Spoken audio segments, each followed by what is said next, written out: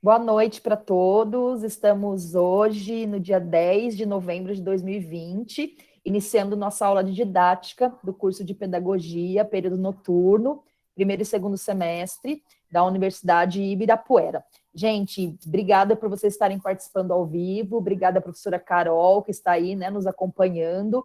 Queria agradecer a presença da Ana Cristina, Angelita, Brenda, Carolina Campos, Cristiane Neves, Eliane Gregório, Eliette, Érica, Jéssica, Josineide, Maria Vitória, Marluce, Milena, Natasha, Natália, Nicole, Rosana, Tiffany e William. Gente, então na semana passada nós finalizamos, né, a aula do professor não, né, do pensador didático moderno Celestin Freinet.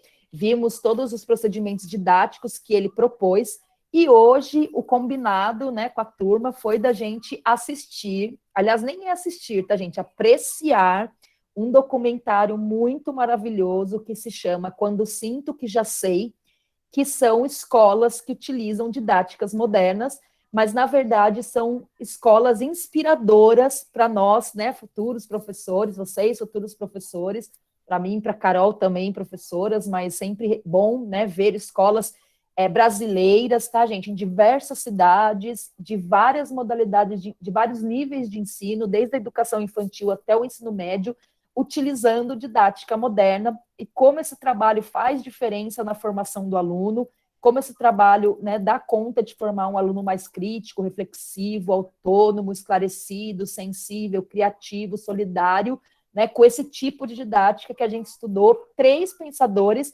mas é um tipo de didática muito importante para superar a didática tradicional e colocar uma didática que tem mais condições de que o professor ensine, o aluno aprenda com significado, né, com conexão com o dia a dia dele, com a formação de um ser humano melhor para a construção de uma sociedade mais interessante, de um mundo, né, mais igual, mais fraterno, mais justo para todas as pessoas. Então, eu vou compartilhar aqui com vocês a minha tela, tá, gente? Eu queria que nós víssemos esse documentário com bastante atenção. Eu coloquei no fórum, lá no ambiente virtual de aprendizagem, para vocês colocarem lá a opinião de vocês, uma reflexão, né, uma análise do que vocês acharam desse documentário, porque ele é muito didático, né, claro, ele é muito autoexplicativo, então depois a gente nem vai parar para discutir, porque ele é bem tranquilo de entender, mas no final da aula de hoje, vocês também podem me falar, né, o que vocês acharam, se vocês acharem interessante, e também podem colocar no fórum, lá no ambiente virtual de aprendizagem. Gente, tem alguma dúvida agora para o início, antes da gente começar o documentário, porque depois a gente não vai interromper? Tudo bem? Posso continuar? Todo mundo está me vendo, todo mundo está me ouvindo. Carol, você não sabe o que eu descobri, Carol? Que dá para eu passar alguma coisa do meu computador, que se eu colocar o fone de ouvido no computador, sai o som para os alunos. Você acredita nisso? Que eu vou descobrir isso. É só colocar o Só fone colocar o e... fone que, quer dizer, um professor hoje que me falou, que um aluno dele especialista no MITS aí falou isso. Eu falei, eu tô passada aqui no meio de novembro, Olha, que no meio de novembro eu tô sabendo disso, né? Mas por enquanto pois foi é. tudo bem, mas eu tô com a guia do Chrome da mesma forma, né, para ser Ótimo. garantido. Mas assim, se for isso mesmo, mais uma possibilidade, né, da gente usar alguma coisa do nosso computador, que às vezes não está na internet, para sair o som também. Tá? Exatamente. Antes era limitado ao Chrome, né? Exatamente. Mas vamos lá, gente. Então, assim, nós não vamos fazer interrupção durante o documentário, então qualquer dúvida, qualquer, né, coisa que vocês queiram comentar, anotem para a gente falar no final, ou use o chat também, que também pode ser interessante. Mas espero que vocês gostem, então depois do documentário a gente volta a se falar. Eu vou desligar minha câmera e o meu áudio para não ficar carregado para vocês, daí acho que a Carol também vai fazer isso, para não sair eco, e aí dá para todo mundo assistir mais tranquilamente do que eu ficar aqui aparecendo e ficar muito carregado por causa da câmera, tá bom? Tô preocupado com vocês estão quietinhos, espero que esteja tudo bem, hein, gente? Vamos lá, deixa eu compartilhar aqui. Então, uma guia do Chrome, deixa eu pegar a guia do Chrome aqui, compartilhar. Verifiquem para mim se está aparecendo, gente. Tá aparecendo. Obrigada, então. Então, gente, nós vamos iniciar e apreciem, degustem, né? Que vocês tenham bastante prazer de assistir esse documentário, porque ele é muito, muito, muito maravilhoso. Um beijo, até daqui a pouco, até o final da aula.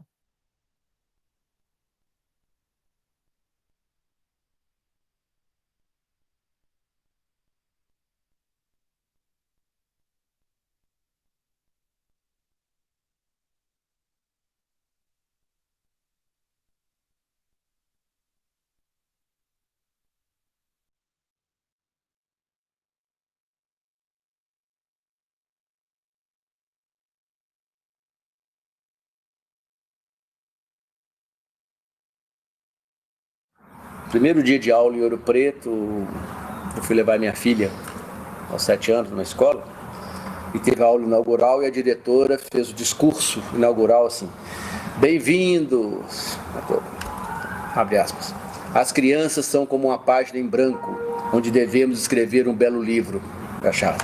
Falei, meu Deus, não deixa eu ir embora, onde é que é a porta de saída? Se uma diretora de escola considera uma criança de 7 anos uma página em branco, ela não entende nada de menino, né?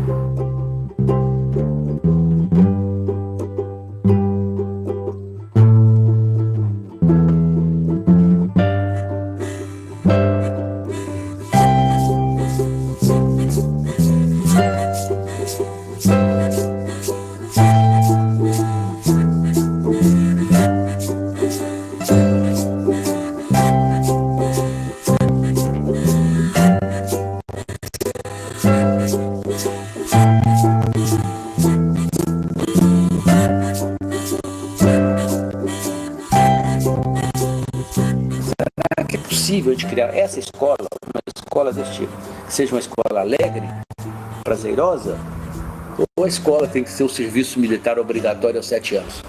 Agora passou para os 6. Né? O sistema educacional dominante no mundo não vende um produto que o cliente não quer receber e não pergunta a opinião do cliente se ele gostou. E o cliente é a criança. Então como é que se constata que a educação é um fracasso, não só no Brasil, mas em muitos lugares do mundo? Pela taxa de evasão. Né? Se for pegar a taxa de acesso, é muito boa no Brasil hoje, é quase universal. Mas a evasão beira 1/3 da entrada. Né? Ou seja, em algum momento a escola deixa de fazer sentido para o aluno.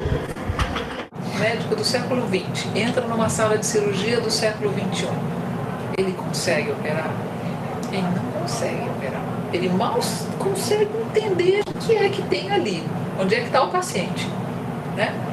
Se um professor do século XX ou XIX entra na sala de aula do século XXI, ele vai achar muito diferente? Não vai.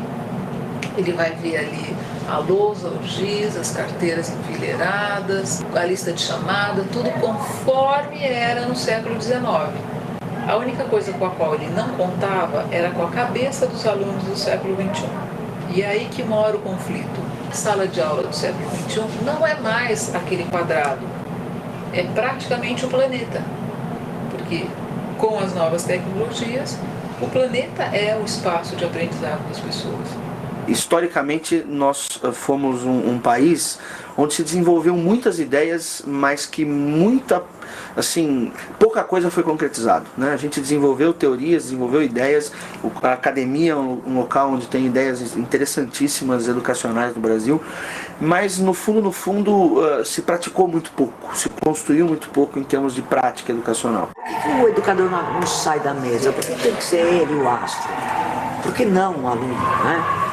E fugir do sistema, mas isso tem que ser uma revolução educacional no Brasil, sabe? Os professores chega, isso não é o modelo mais, ele já está, idade média isso aí, né? Sentar um atrás da carteira do outro, olhando o pescoço, é prova no fim do mês, aquele conteúdo, nossa, tabela periódica, por exemplo, caraca, a troco de quê?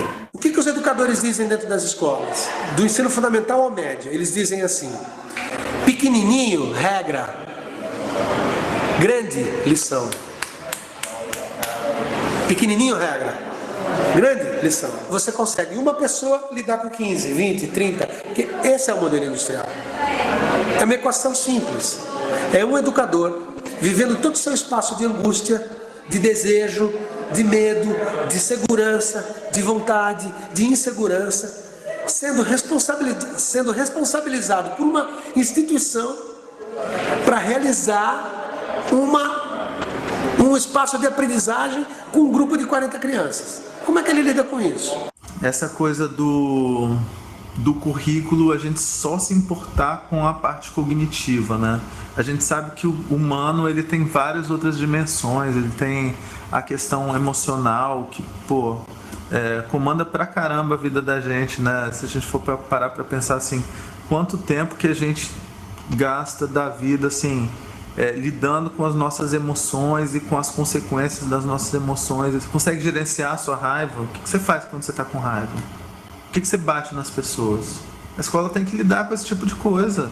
Esse negócio de falar que você tem que sofrer para aprender, isso é coisa de Santo Agostinho. O problema lá da Idade Média dele. Você pode aprender prazerosamente.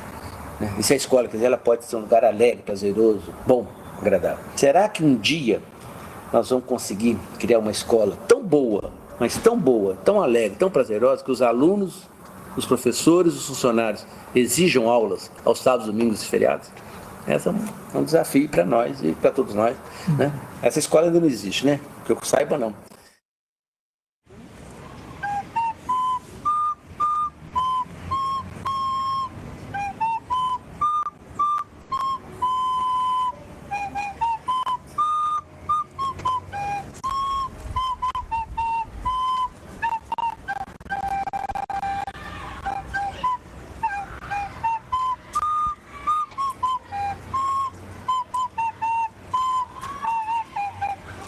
Pelo menos eu, quando estava nas outras escolas, me sentia muito presa dentro de uma sala de aula.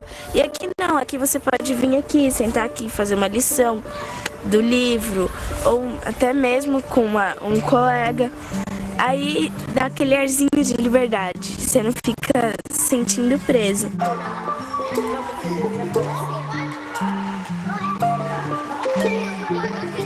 Mas era muita lição, assim, a professora brigava muito e a gente ficava o dia inteiro em sala, o dia inteiro. Aí a gente queria que ele explicasse, né, mas não explicava. Aqui a gente pode pegar os livros e pode fazer a lição que a gente quiser. Se a gente tiver dúvida naquela lição que a gente quer fazer, a gente levanta a mão, o professor vem. Qual que você precisa de ajuda? A gente fala, a gente precisa de ajuda na interpretação de texto, que eu não consigo escrever isso, não consigo entender aquilo, tal. Aí o professor vai lá e ele explica pra gente, ele não vai, pensa um pouco. Aí você fala, você pode estudar assim sozinha ou com alguém se você quiser. E diferente das outras escolas que é obrigado a ficar dentro da sala e não pode sair só na hora do recreio, aqui não. Ontem eu escolhi ficar na sala de aula porque aquilo lá era um trabalho meu e eu estava terminando ele. E ele estava bem silencioso e adequado para mim pensar melhor no que eu ia fazer. A escola não pode se fechar, né? Ela precisa abrir, dialogar mais com outras instâncias, né? E eu vejo uma tendência que não é da escola, é uma tendência da nossa sociedade, de viver em condomínios, em clubes, né? E das pessoas, quando saem para a rua, elas saem com medo. É um ambiente, é a terra de ninguém, é um ambiente desprotegido, de grande violência, e a gente fica tentando colocar essas pessoas dentro de ambientes seguros. E aqui a gente faz pesquisas e trabalhos, aí a gente vai para um tutor, fala, olha o que eu aprendi, aí a gente aprende com o tutor também. E hoje em dia, com a internet, eu aperto um botão e vou pegar o melhor professor da França, o melhor professor do Brasil para me dar aula. Agora, quando ele é realmente um educador, que ele para uma aula para escutar um aluno, que ele realmente invente, reinvente, aí sim, ele está fazendo o papel dele, de educador. Porque educação não vai só em livro, né? Aí desde como escova dente, desde se está comendo, vê se está com dor, vê se enxerga. Tem tudo isso para ver antes de qualquer início de aula, né? É muito difícil para esse professor trabalhar. Para ele poder ser um educador, realmente ele tem que estar livre, ele tem que estar autônomo, ele tem que estar lendo livro, indo no teatro, indo no cinema. Cadê? Cadê grana? Cadê tempo? Eu cheguei aqui nessa escola, era uma escola exatamente, apesar de tudo isso, de ter essa comunidade, era uma escola exatamente igual a todas as outras escolas da rede, né? Mas, enfim, era uma escola cheia de grade, era uma escola toda cinza, e a gente foi meio que acabando com essas coisas. E eu me lembro que o dia que eu tirei a grade, eu fiquei com muito medo. Porque eu não passei pelo conselho de escola, eu simplesmente... Porque assim, eu ia no recreio e eu via aquelas crianças penduradas na grade, se balançando pra lá e pra cá. Tinha um sinal que era um sinal de fábrica, horroroso. Eu fui tirando tudo. Daí quando eu tirei a grade, eu fui pro recreio e uma menina disse pra mim assim, diretora, ainda bem que a senhora tirou a grade, porque a gente não é louco nem bandido pra ficar preso. A escola como ela existe, ela com esse formato que normalmente é o da aula, da série, da turma, do horário padrão, etc. Ela é uma invenção recente. Portanto, isso prova que a escola mudou. É uma invenção que vem do século XVIII, XIX, com as intenções iluministas, que no Brasil vem com a segmentação cartesiana e o positivismo, mas mais distante ainda com a influência dos jesuítas, não é? Quando se diz que a escola não mudou, é porque ela deixou de fazer sentido enquanto construção social que sobrevive e provoca milhões de analfabetos, não é? E que provoca muita infelicidade e muito desperdício de gente.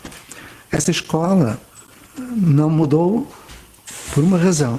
É que ela hoje não tem qualquer suporte nem de bom senso, quanto mais da ciência. A educação é muito mais do que acontece numa sala de aula. A educação é uma invenção humana para transmitir o humano. É uma forma de transmitir o humano entre as gerações. Então, a sala de aula é só um dispositivo para isso acontecer. E nem sempre o melhor dispositivo. Então, eu acho que o papel do professor ele está muito mais ligado a um facilitador para que o aluno passe a receber esse conhecimento do que alguém que detenha um conhecimento determinado e que vai passar para o aluno, né? Então a gente come um monte de coisa que a gente não sabe se faz bem ou não para a gente. Isso vai enfraquecendo o nosso corpo. Coca-Cola vai roendo o nosso ossos. E sabia, Vitor? Tudo pode se tornar um vício, tudo pode ser droga, tudo que vira vício, que você come muito, essas coisas que você usa muito. Que nem consumismo é uma droga, sabia? Então, isso que eu ia falar. Não é drogado, é uma viciada, é um vício que a pessoa se habitua e não consegue mais largar disso. É um vício. Na outra escola, eu tava cansada de estar sentado, olhando o professor, não poder argumentar alguma coisa. Por que a gente vai poder levar o chocolate? Por quê?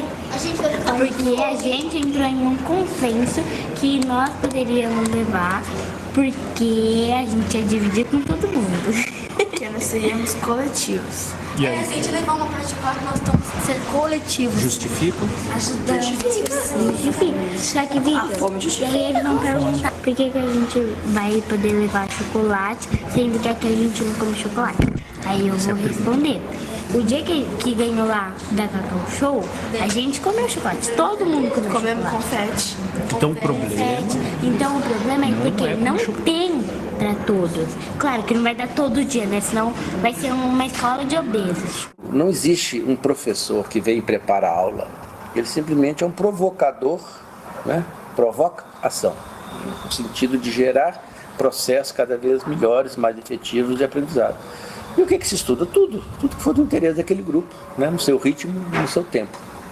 Meninos pequenos, grandes, não importa. Ela é assim, ó, não, ela não é pintada não, já ela só tem uma hastezinha aqui, tá vendo, ó, ao lado. Certo, ó, 1, 2, 3, 4, só que ela soa durante 1, 2 só. 1, 2, parou, certo? Essa nota chama semibreve. Por enquanto não importa muito o nome, depois a gente vai te falar do nome dela.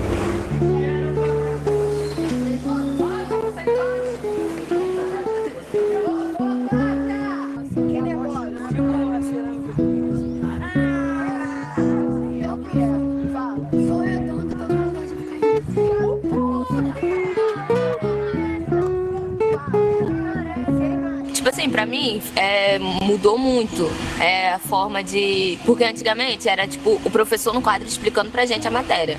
Agora, tipo assim, a gente que tem que ir estudar, procurar, fazer acontecer, saber de tudo. O professor, tipo assim, ajuda numa coisa ou outra que não tá dando mesmo pra você aprender ali. Aqui eu sempre digo que não foram só as paredes que caíram, porque os nossos espaços, a nossa sala de aula são espaços de aprendizagem. Mas não foi só isso, é uma mudança total de paradigma. Você tem famílias que são formadas por 6 alunos e cada 3 famílias você tem um time.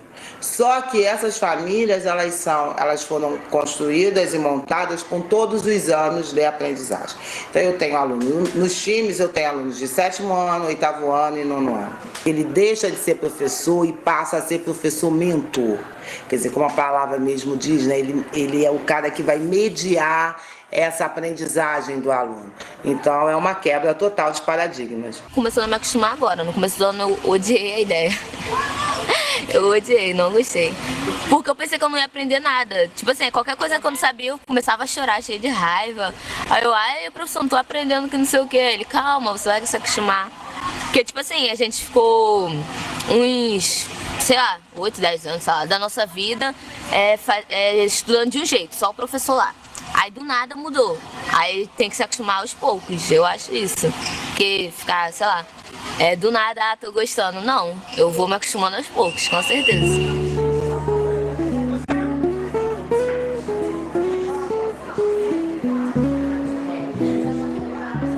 Ainda está em transição. A criança pega tudo muito rápido. Para eles é impressionante a facilidade que eles têm de se adaptar às novidades.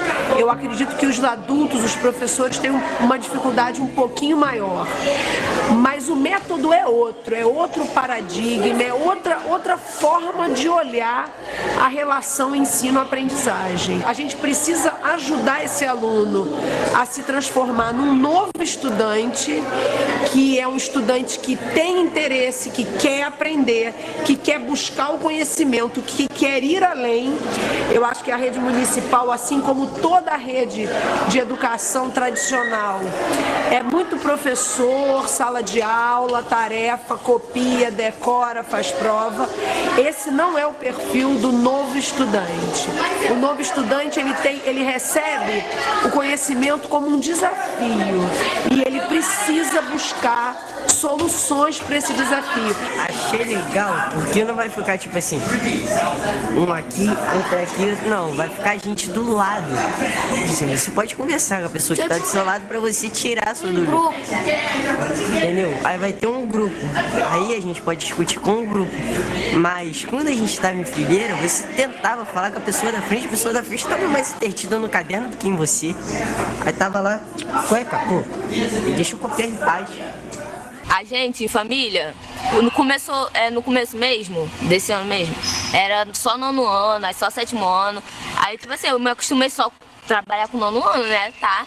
Aí, tipo, do nada mudou. Agora é 7º ano, eu sou a única do 9º ano na minha família. E 8º ano e 7º ano. Aí, tipo assim, algumas coisas que eles não sabem, a maioria das coisas eles perguntam pra mim, quase tudo, assim. Aí eu falei, caraca, professor, eu vou deixar de fazer meu trabalho pra ensinar pra eles. Aí o professor falou, você ensinando, você aprende 2 vezes mais. Aí, tipo assim, eu fui me acostumando com isso. Agora eu ajudo tudo que eles pedem. A maioria das coisas, tudo eles pedem pra mim. Aí, alguma coisa que eu não quero explicar, eu falo, vai nesse lugar que você vai encontrar a resposta, pá. Sim. Porque a gente sabe que muita gente que mora em comunidades tem vergonha de morar na comunidade. Tem muitas empresas que não contratam se o endereço for de comunidade. Então, se eu começo a estar trabalhando com esse aluno de 12, 13, 14 anos, que ele tem coisa legal sim dentro da comunidade dele, que aquilo ali pode ser valorizado sim, ele começa a crescer, a se tornar um adulto cidadão. E aí eu queria montar algo assim, por exemplo, eu sei fazer fuxico, né? Eu sou uma mãe de aluno e sei fazer fuxico. Então a gente vai abrir oficinas de fuxico. Para quê? Para que aquela mãe que está desempregada, ou aquela mãe que não pode sair porque o filho é pequeno, é doente, que ela também possa ganhar um dinheiro. E, por um outro lado, por um outro olhar, aquele aluno que acha que a mãe dele faz fuxico e não é nada, que ele comece a ver a mãe com outro olhar, que ele consiga valorizar tudo aquilo que ele tem, que ele acha que não é nada, né? Que ele se valorize como ser humano.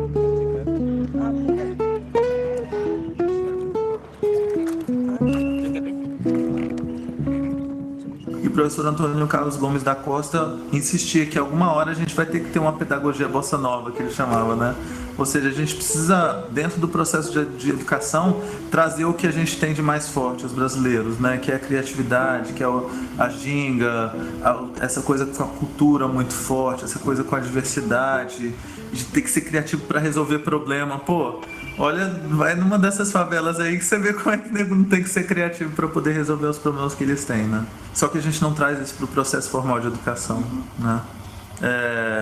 Então eu acho que basicamente a minha obsessão é essa, assim, como é que a gente consegue recriar um processo educacional que consiga se aliar com o que nós temos, nós brasileiros, como força da nossa cultura.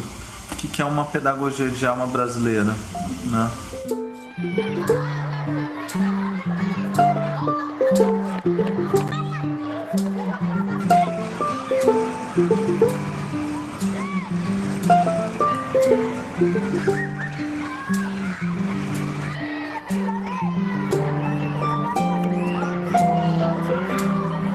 Meu nome é Isabela, eu sou vereadora e assessora da Cultura e do Esporte.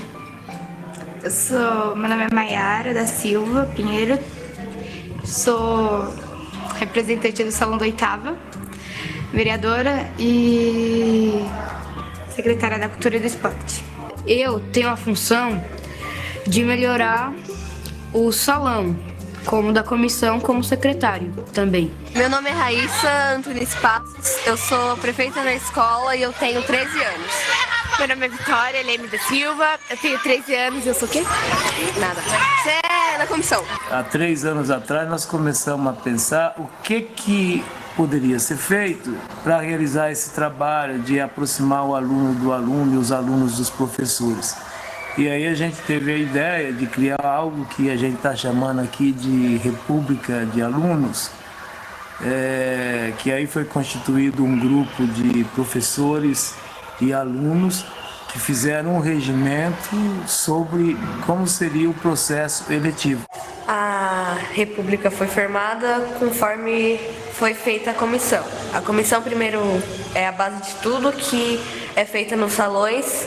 Cada salão tem a sua comissão, que é voltada pelos próprios alunos. Teve a campanha, que teve que fazer cartazes, vídeos, para mostrar qual que era a expectativa que a pessoa queria com esse cargo que ela estava propondo. Passar em todos os salões também. A gente pegou e teve uma votação, no computador tinha as fotos de cada pessoa, com os nomes, e as pessoas foram clicando e vendo quem queria. O Braz tem a equipe dele, ele respeita a equipe dele. Eu tenho uma equipe que é da Secretaria do Esporte, tem 22 pessoas, e eu falei, eu não tô aqui pra mandar vocês, eu tô aqui pra gente trabalhar juntos. Agora, se não quer trabalhar, pode sair, que eu não vou sentir sua falta.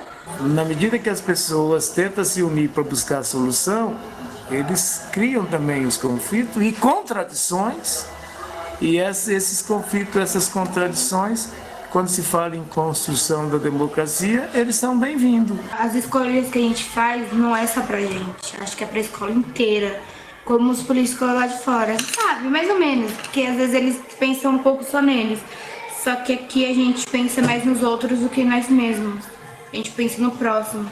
E aí as pessoas perguntam assim, qual que é o ponto forte do projeto? Eu falo, trabalho em equipe. Qual que é o ponto fraco?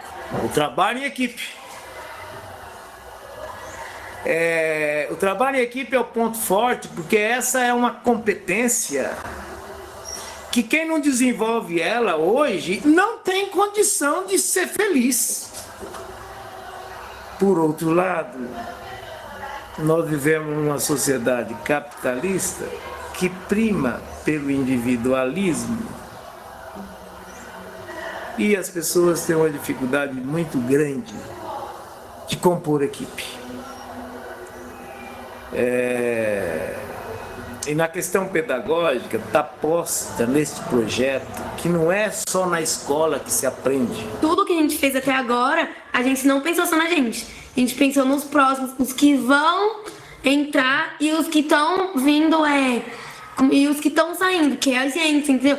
Que, assim, pra mim, eu vou ficar muito contente, porque quando eu sair daqui, eu vou falar, nossa, eu vou voltar aqui pra visitar, eu falo, nossa, olha o que a gente fez, o que a gente fez, e ainda continua, né? Agora, isso ainda é muito incipiente, mas a gente pensa, imagina que dentro de 1 ano e meio, 2 anos, essa escola terá dado um grande salto. E na questão da relação aluno-aluno, né, alunos-professores, quem vai ter o maior poder para elaborar as regras serão os próprios alunos. Às vezes nem sempre o Braz pode estar aqui na escola. E não é só ele que pode resolver esses problemas. A gente está percebendo com esse prefeito que a gente tem a capacidade de resolver entre a gente, entre os próprios alunos. A gente não precisa de algo mais, um professor, o diretor da escola, uma coordenadora para resolver alguns problemas. Alguns problemas a gente mesmo pode resolver. Bom, eu tava andando, aí ela me achou. Ela pegou e falou assim: Laísa, como ninguém me escuta, você, por favor, dá pra você me escutar? Foi assim, essas meninas falaram, uma falou que eu enforquei e veio os meninos também me azucrinar. Aí a tia me levou pro canto, passou a mão no meu cabelo e falou que eu tava errada, tudo. Aí eu me irritei, saí, aí eu procurei a Laísa, porque achei que era melhor, porque ela é da comissão, eu sei que ela vai me ouvir e vai falar o que é certo. Conversei com ela e ela me deu uma flor, eu acabei me acalmando, aí a gente foi andando e conversando e assim foi. Eu falei umas coisas boas pra ela lembrar, pra ela se acalmar. Campos Sales não vai ajudar a nascer um novo ser, seja ele aluno ou professor, sem a gente estar fazendo nascer um novo ser na sociedade. Não muda, a escola sozinha não muda. Agora, o que essa escola fez ao longo do tempo foi que ela não reproduziu a violência que está na sociedade. Muito pelo contrário, ela combateu. Porque a educação não se faz para a cidadania, faz na cidadania, no exercício da liberdade responsável. Perceber o que somos, onde estamos, para onde vamos, com o outro. Aí é que está a grande questão. Substituir o para, que a filosofia para crianças de herança de Lippmann é muito está tudo preparado para a aula de filosofia de crianças. Nós não queremos aula, nós queremos que a todo momento todos se manifestem na sua incompletude, porque é disso que se trata, e na sua incompletude, deparando com problemas, conflitos, um com o outro, aprenda, mediado pelo mundo e por um educador, a ser e a conviver.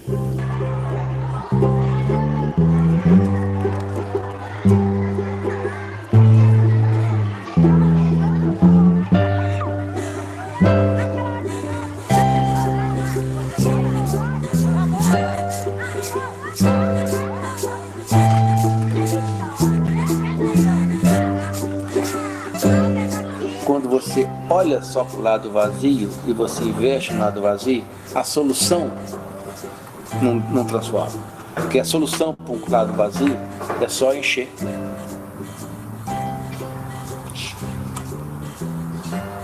E aí isso não muda, porque vazio de novo, vai embora.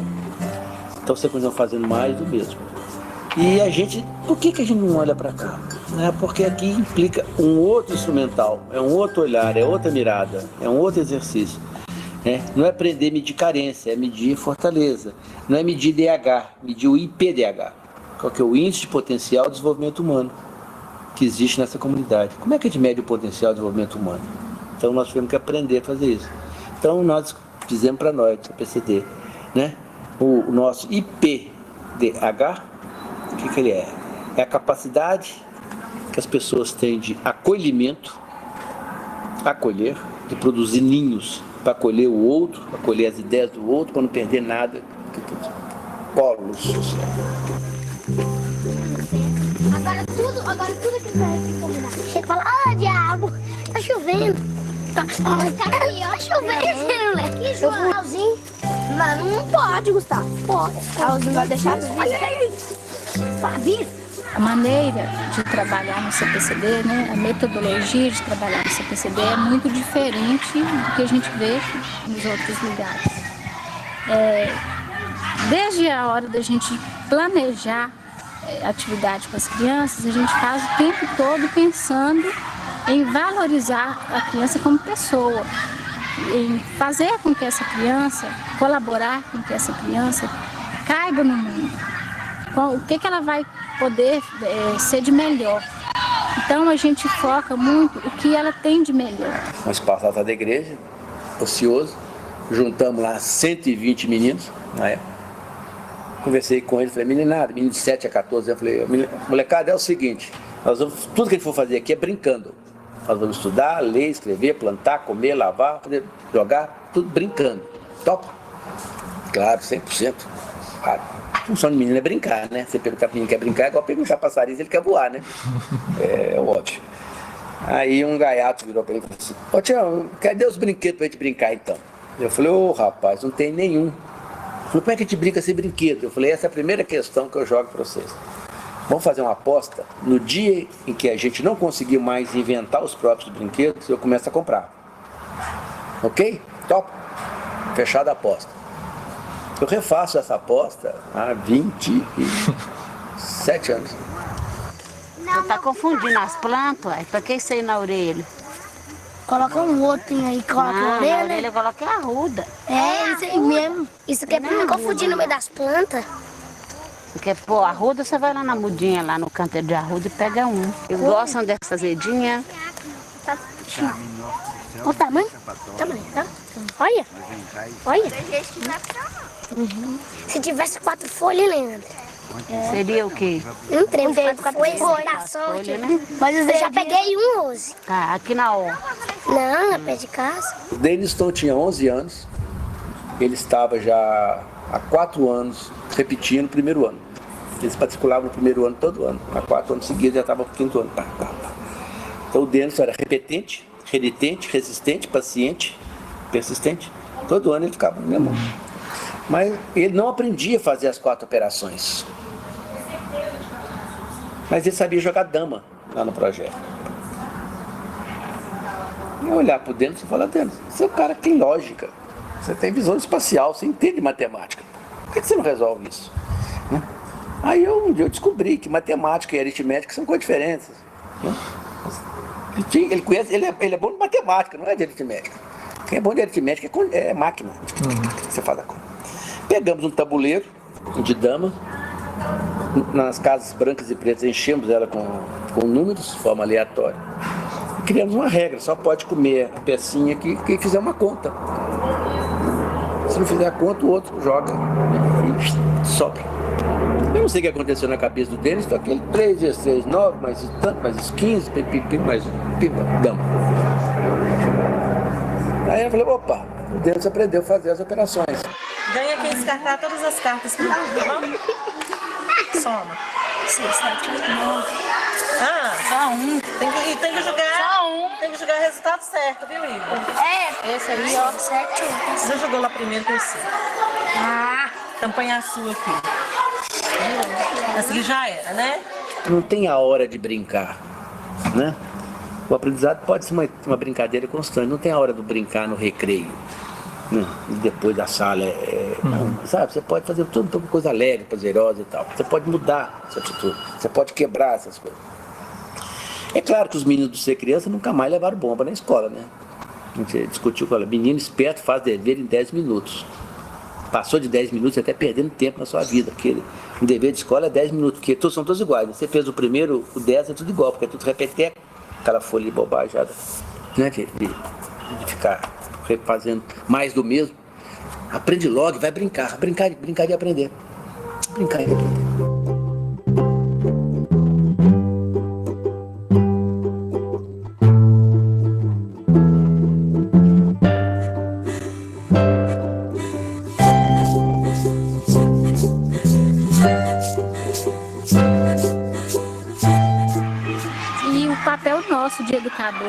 fazer essa aprendizagem ser significativa. Então, às vezes, eu tenho uma criança aqui que ela não consegue, todo mundo tem limitações. Às vezes ela não consegue ir até onde o outro foi. Mas até onde ela foi já é muito bom e é muito valorizado. Então, o papel nosso, de nós educadores aqui da instituição é esse. É de valorizar o máximo que a gente pode, é de ver o ponto luminoso e de fazer isso florescer cada vez mais. É acolher sempre e fazer essa troca, né? Conseguir fazer essa troca. Pra gente fazer essa troca, a gente não consegue sem o acolhimento. Quando a gente acolhe, a gente encanta e a gente fica encantado. E aí acontece a educação, aí acontece a aprendizagem. Lembrou, Matheus? Então, quando sair na cor azul, a gente tem que fazer um elogio pro colega. Quando sair no amarelo, a gente tem que cantar um pedaço de uma música daqui do projeto. Quando há uma relação entre um que acha que sabe, que é o professor, e um outro acha que não sabe, que é o aluno, essa não é uma relação de educação, é de ensinagem. Vai chuchar no outro. Né? De desequilíbrio. Um que pensa, o outro não pensa. Um que acha que pode, o outro acha que não pode. Um que manda, o outro obedece. Quando essa relação não é uma relação educativa. Mas não importa se é escola, pode ser na vida, né? Do homem em relação à mulher, o pai em relação ao filho, o outro em relação... Quanto mais equilibrada, né, nós tivermos, essa é a possibilidade. Então aqui tem um exercício fundamental de compreensão do entendimento do outro, de aprender o outro e aprender tirar dele as coisas importantes, né, que nos fazem melhor.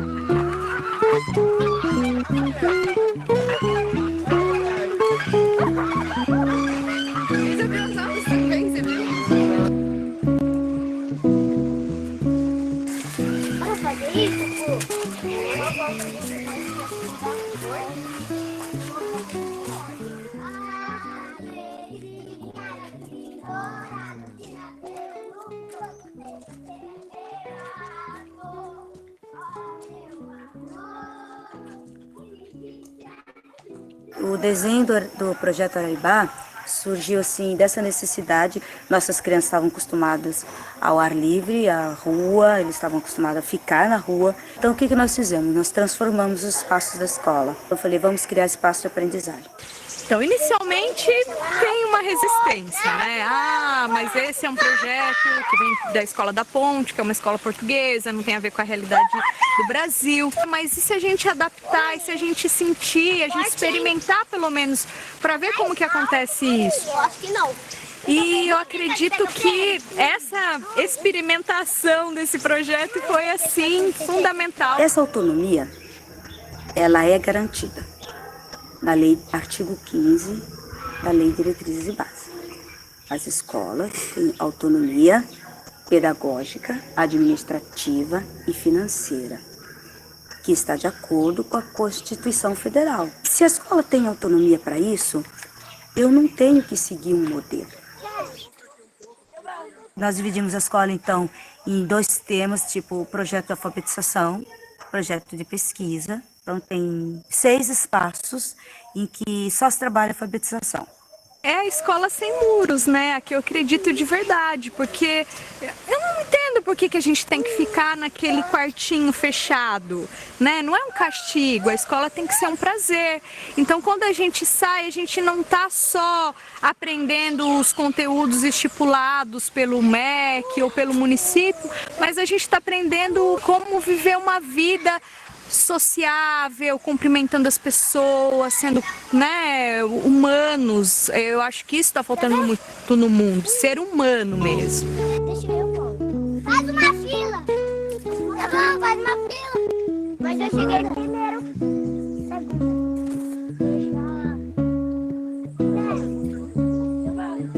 Quando você começa a desafiar esses limites e buscar essa maturidade desse projeto, você acaba lidando muito com as suas coisas, né? Então essa é uma das partes mais difíceis mesmo, você se libertar, jogar fora coisas que você acreditava que foram muito importantes por muito tempo, mas que agora de repente já não tem tanta importância.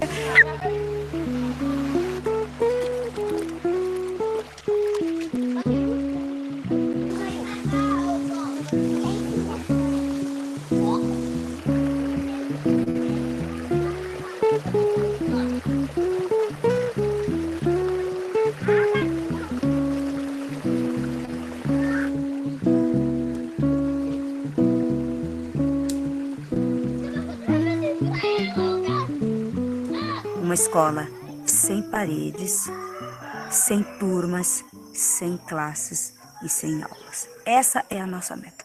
E quando eu falei assim um dia para os professores, e aí, professor, vai bater o sinal e a coisa vai acontecer. Como vocês se sentem? Eu percebi que o professor estava ansioso. Mas aí aconteceu uma coisa, bateu o sinal, as crianças entraram e foram para os seus espaços e deram um show de atuação, vamos nesse cenário. E a gente percebeu, então, que o muro era nosso.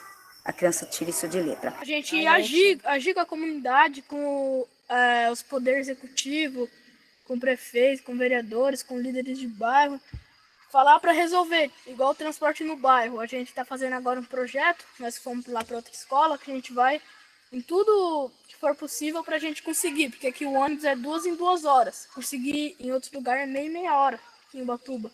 Então aqui a gente está muito atrasado. A gente vai ver se a gente consegue pôr mais ônibus. E aqui até a diretora está falando que aqui tem uma linha só de ônibus.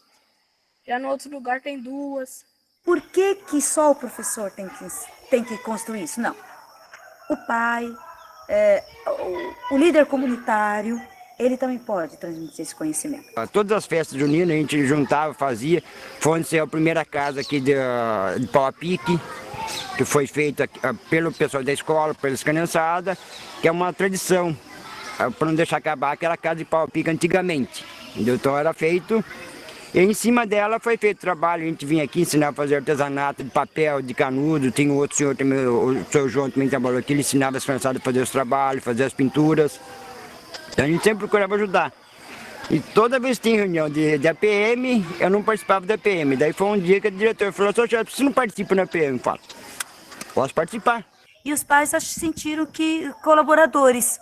Quando eles se sentiram colaboradores, aí eles participavam mais ativamente. Tudo que a gente está precisando na escola, sempre a gente lança primeiro para os pais. Aí os pais vêm, colaboram no que eles podem e a gente faz o que é a necessidade. Então os professores não podem dar aula em 2 períodos nas escolas. Então a gente está tentando buscar que consiga fazer esse sistema das criançadas entrar de manhãzinha e só sair à tardezinha. Aí como veio o Pacheco, ele projeta, eu falo, olha, o que vocês conseguiram fazer aqui, em Portugal nós conseguimos fazer em 10 anos, vocês conseguiram praticamente em 2, 3 anos. Mas como vocês conseguiram? Conseguimos porque a diretora deu apoio, correu atrás de buscar documentos, porque sem documentação não adianta, a gente vai e quebra a cara. E quando se fez o projeto, vocês estão querendo fazer uma escola particular. Eu falei, não, a gente está buscando fazer uma escola, o que a população quer, o que é útil para os filhos, porque eles vêm e aprendem alguma coisa. Então eu preciso trazer esse desenho para cá para a gente começar a fazer. Eu gostaria que cada um de vocês começasse a procurar em casa, com um colega, qual o brinquedo que pode ser feito. Telefone sem fio. Ótimo, telefone sem fio. Que é onde começou toda a brincadeira. E foi nessa aí que saem várias experiências. E quem mais? Se você deixar as criançadas presas o dia todo na escola, as criançadas vão ficar esgotadas, elas não querem, então eles querem novidade. Então sempre vem escola diferente para cá também fazer os encontros e daqui sai fora.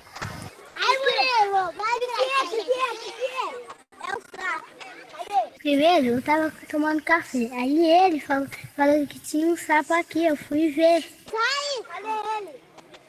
Cadê ele? Vi essa mão aí! Cadê ele?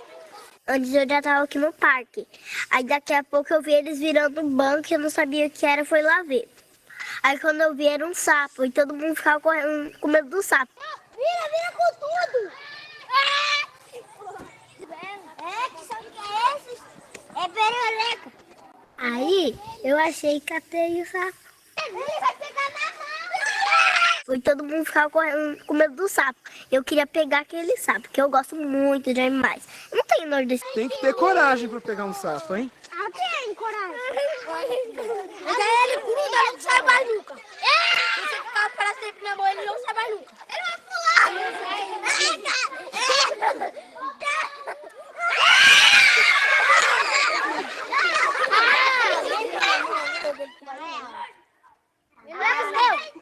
Ele não vai ficar grudado seco.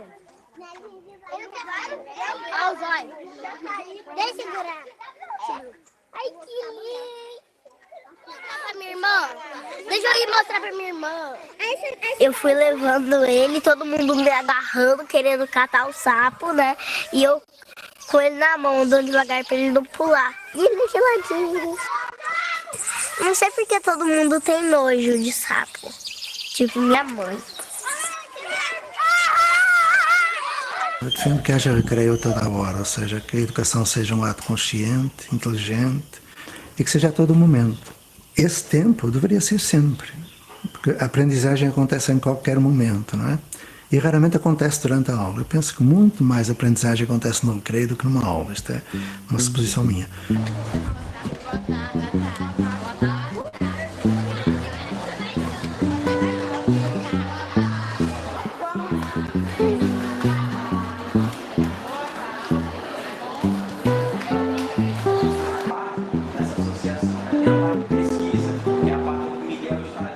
Nós começamos realmente com um projeto de contraturno da escola pública, mas a nossa ideia nunca foi complementar a escola pública ou sanar as deficiências da escola pública.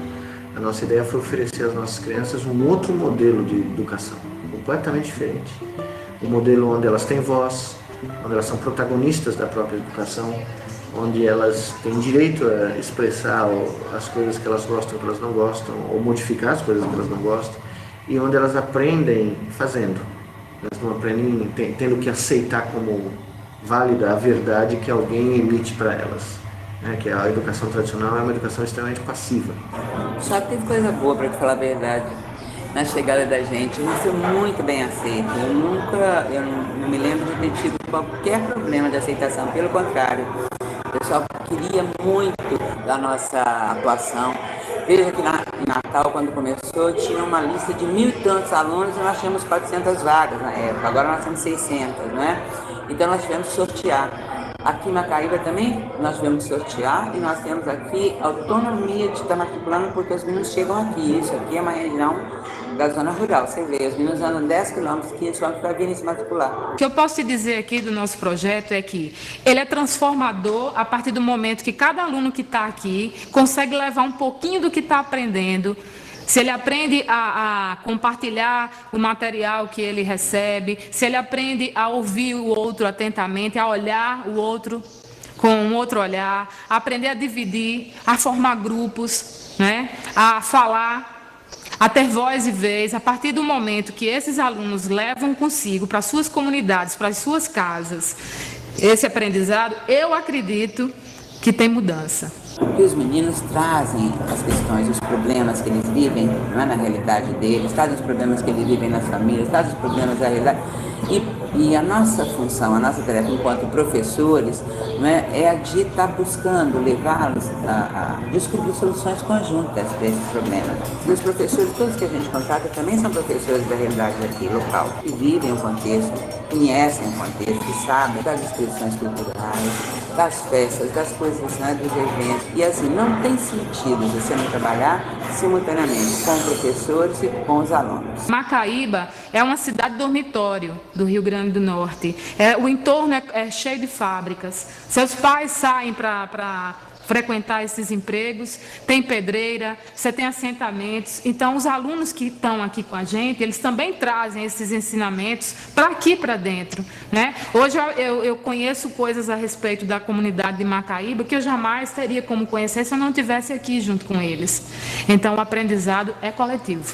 Primeiro, tem direito à voz. Aqui nós temos assembleias que nós podemos discutir problemas, não são problemas, discutir as normas da escola, o que nós fazemos aqui.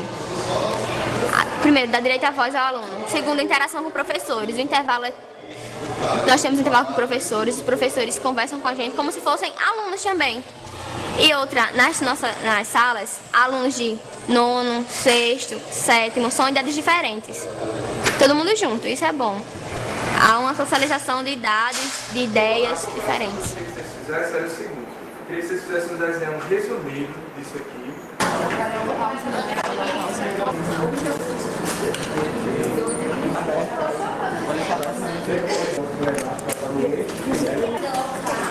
A minha formação como professora começou aqui mesmo, assim. Eu acho que a teoria é muito importante, lógico, né? Mas a teoria, você vai para uma sala de aula, você tem contato com os alunos, é totalmente diferente. Então foram eles que me formaram, que me fizeram professora. Eu sou professora por conta deles.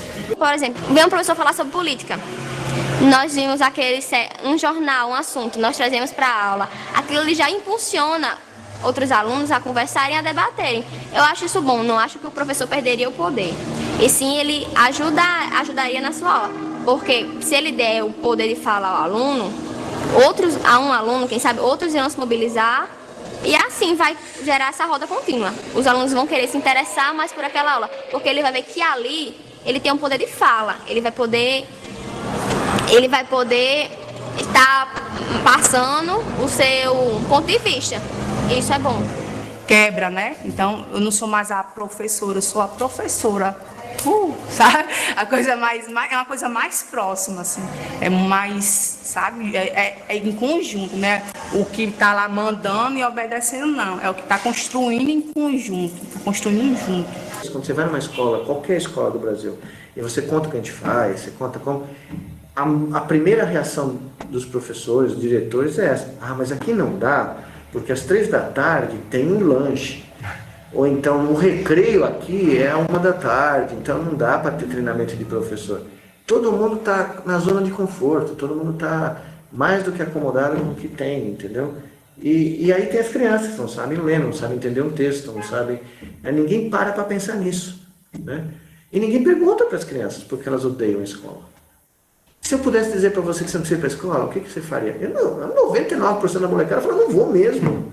Que às vezes o professor está cansado, estagnado aquela situação e aí ele acha que não pode mudar. Eu acho que muitos professores também precisam passar por esse processo de quebra, de transformação, para poder eles verem que é possível fazer diferente, que eles podem, se eles quiserem. Tem muita coisa que a gente faz aqui que não depende de financiamento, né? Não depende de espaço, né? Que é a questão do vínculo que você estabelece com o aluno, da relação de afetividade com o aluno, do cuidado que você tem, com o seu compromisso, né? com a educação, do seu compromisso com a aula, do seu compromisso com o aluno. Quando você afeta o aluno, você tem meio caminho andado. Então, não dá só para a gente ficar na fala. Eu acho que é possível mudar a legislação, as estaduais, as municipais. É preciso que quem faz a gestão das escolas pense que a possibilidade de ampliar horários, diminuir a quantidade de disciplinas num dia e aumentar o tempo é ganho. Eu acho que a transformação social só se dá nos planos que a gente vive. Você não transforma a sociedade, a 2 metros de altura, como dizia o Bispo do Rosário. Você transforma aqui agora. Nós estamos juntos, transformando alguma coisa nesse momento aqui agora.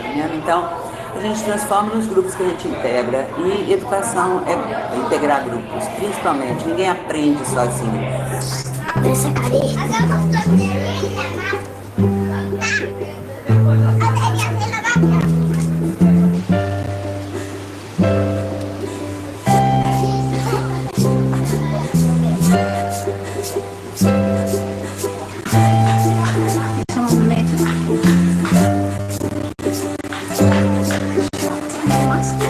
Eu sou uma das fundadoras, diretora, professora e faxineira da escola.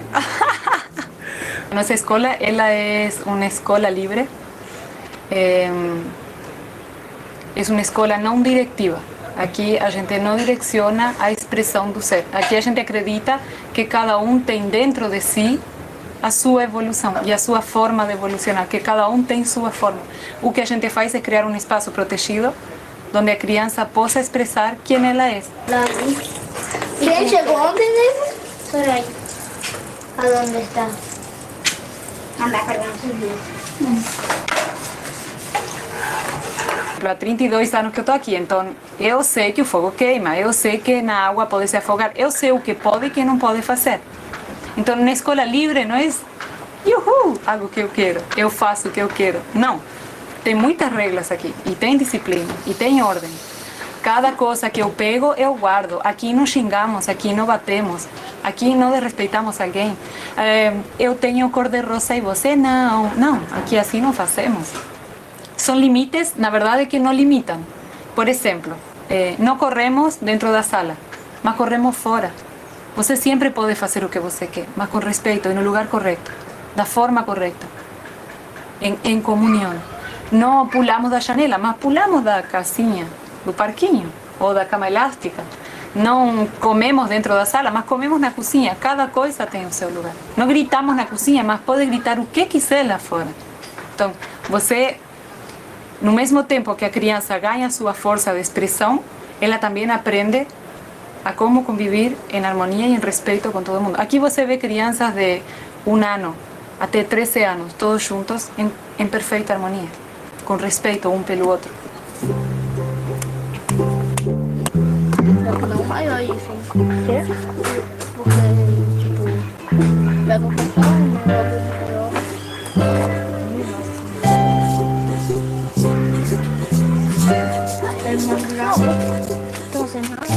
Liberdade não existe sem o autogoverno. É muito fácil falar, a criança tem liberdade, mas existem regras impostas ou até punições, né, na época impostas.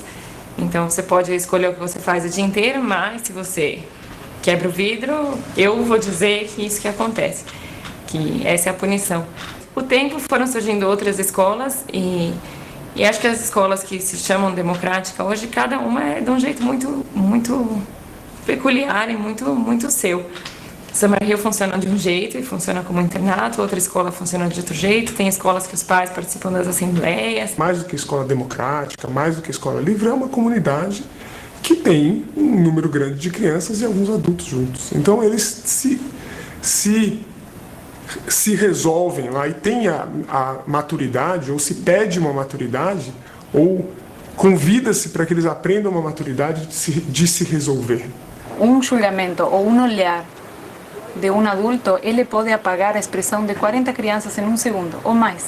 Só um olhar que tem julgamento por trás, ou que tem um qualificativo, ou que tem uma expectativa por trás, ele apaga a expressão de uma criança. Porque a energia das crianças, a expressão delas, ela é muito forte. Você vê uma criança de 2 anos, a expressão dela é muito forte e não está nem aí para nada, ela está expressando. Mas quando elas começam a crescer, a energia da expressão das crianças, ela está tão embaixo e tão julgada pelos adultos que ela já não tem força. O lobo não consegue matar eu, nem o urso mal. O da banheira é muito gigante, as pernas dele são longas. E eu posso pegar uma pistola de fogo e psquá. Só que não é? Que? Lá, na Catarina, ele é bem gigante. Ele é muito alto. E tem um buraco bem gigante. As nossas crianças, elas sabem pensar. Elas sabem pensar por si. Elas não precisam a forma que alguém ensinou. Elas têm cada uma a sua forma. Então, para fazer uma conta, imagina uma soma ou uma divisão, cada um tem sua forma de fazer. Essa forma própria de cada um. Entender a criança como outro ser humano, que já é. E aí se relacionar com outra pessoa como se você se relacionaria com outra pessoa. Com a diferença de que algumas coisas ela tem autonomia para fazer, outras não. Se ela fizer errado, qual a pior coisa que pode acontecer? Ela vai cair de bunda e vai chorar. Ué, deixa ela tentar, né? Ou ela vai colocar um pouco de areia na boca, né? Deixa ela tentar. Tem algumas coisas que, não, aí ela vai cair 3 andares, então não deixa ela tentar, né? Então ter essa noção e arriscar na medida, dentro da segurança, fora da zona de conforto, para a criança lidar com as coisas sozinha. Então, essa foi a criação da Cecília hoje. E para mim, quando eu olhei para essa peça, eu vi completamente, para mim foi uma confirmação de que olha a expressão única de cada um, sabe? Ninguém pode fazer isso igual. Ninguém ensinou ela. Ela criou. Essa é essa expressão da Cecília. Isso aqui é a Cecília. É uma expressão única. A forma é única. É da Cecília. Isso está dentro de cada um de nós. Cada um tem sua forma. Então não existe uma forma de fazer uma suma ou uma forma de estudar uma coisa. Não existe. Cada um tem sua forma. E como você encontra essa forma? Você não encontra, porque está dentro de cada um.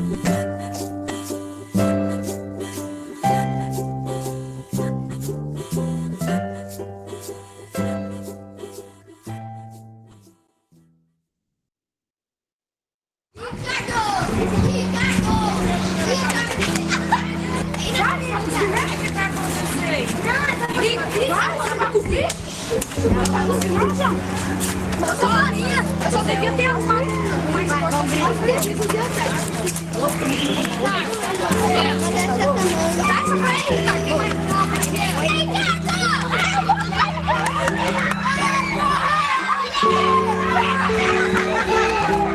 Aí eu mandei ele soltar, eu falei, solta. Aí eu bati nele, aí ele cuspiu em mim. Aí eu falei, ah é? Aí eu corri até dele pra cuspir nele. Aí ele pegou e deixou com o João. Aí eu falei assim, depois você vai ver, eu cuspir com você. Aí depois ele apareceu ali com uma vara pra me bater. Você cuspiu e o problema resolveu. Foi resolvido? Não. Pedir desculpa, como você bem colocou, ela tem que estar, a primeira criança tem que entender o que é que ela fez, qual é a consequência, para depois poder tentar resgatar aquilo, né? E que a desculpa em si só às vezes não é o bastante. Eu vou precisar ou consertar ou rever alguma coisa, e que procedimento eu uso. Então, se eu só peço desculpa e isso é o bastante, pronto, eu já esqueci de tudo que eu podia ter aprendido com essa situação. Já ignorei. Então tem que tomar cuidado, porque a desculpa muitas vezes ela faz a gente pular a parte importante, que é de rever, resgatar, né, reconstruir, entender a consequência. Ele falou, ele tá aqui, fala com ele agora. Você falou assim, então gosta. Eu falei. Aí eu falei assim, o quê? Você queria cuspir no Ricardo? Eu falei pra você cuspir. Não, mentira. Aí você falou assim. Ele não falou, tá muito. Eu tava ali. Espera só um pouquinho, só um minutinho. Aí, você quer participar? Então vem aqui e a gente vai combinar ao invés de falar. E a gente vai falar com o outro, não do outro, tá bom? A questão tempo é um problema, porque as escolas, as professoras têm lá tudo que elas têm que oferecer, têm que ensinar, é um monte de coisa, é uma correria. Então, quando dá um problema e as crianças, professora, ele fez tal coisa, ele me bateu, ele me xingou, a professora vira e fala, isso não se faz, isso é feio, vai lá, pede desculpa, fulano, resolve isso, né? Não faça assim, não faça assado.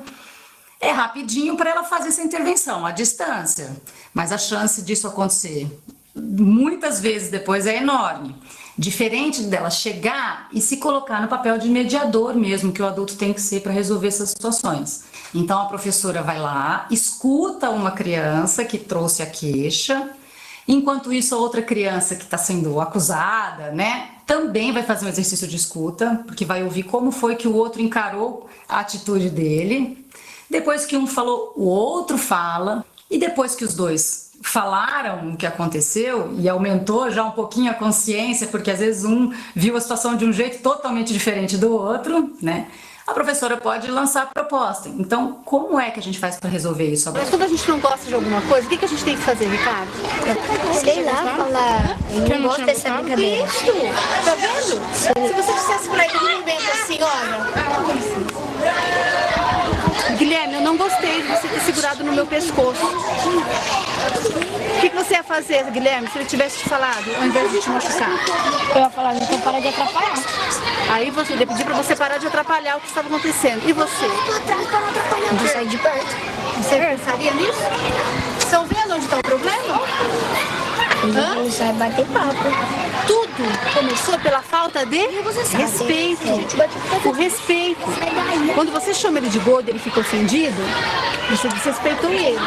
Aí ele não soube conversar com você, grudou pelo seu pescoço. Mas todo mundo chama ele de gordão? É, mas é por isso que você vai chamar também? Então, Ricardo, agora é hora de você conversar com todo mundo que chama de gordão e explicar o que você gosta. Não, chamar de gordão, você vai chamar... Você tá parando seu gordo.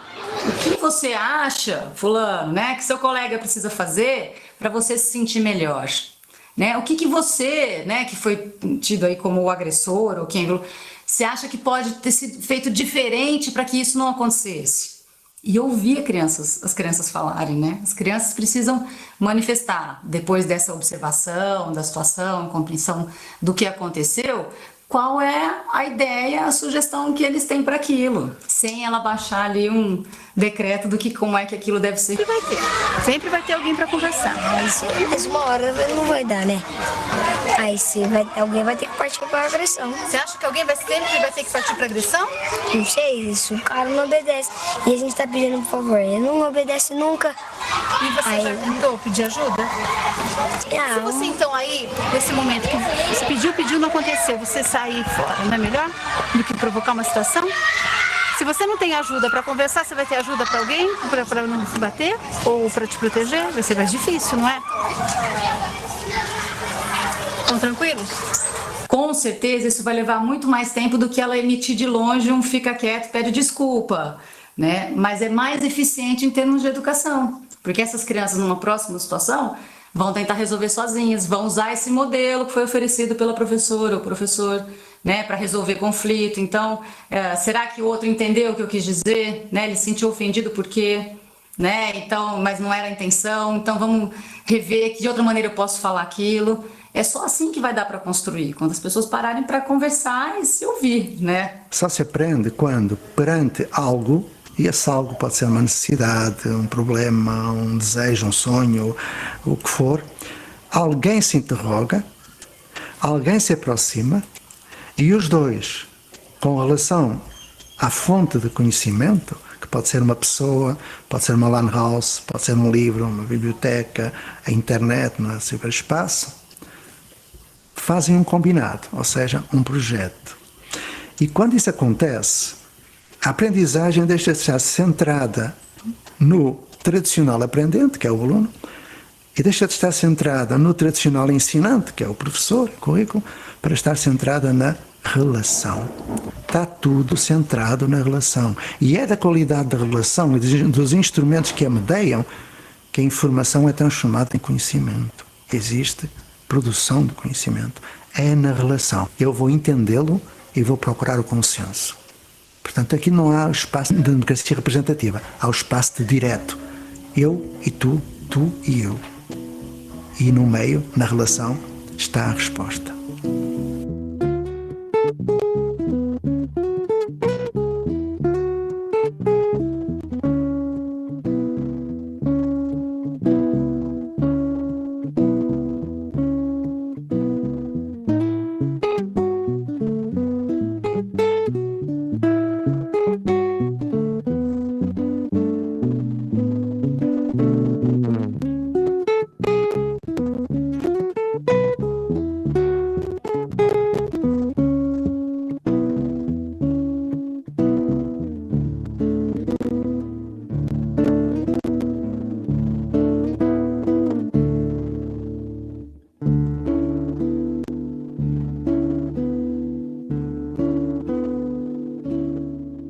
Fazer um projeto de escola, eu tenho certeza que precisa de tempo, paciência e coragem, né? Assim, porque é duro, é muito duro. No começo eu assim pergunto, mas todo mundo gosta do projeto? Óbvio que não. Tem muitos pais que são muito contra.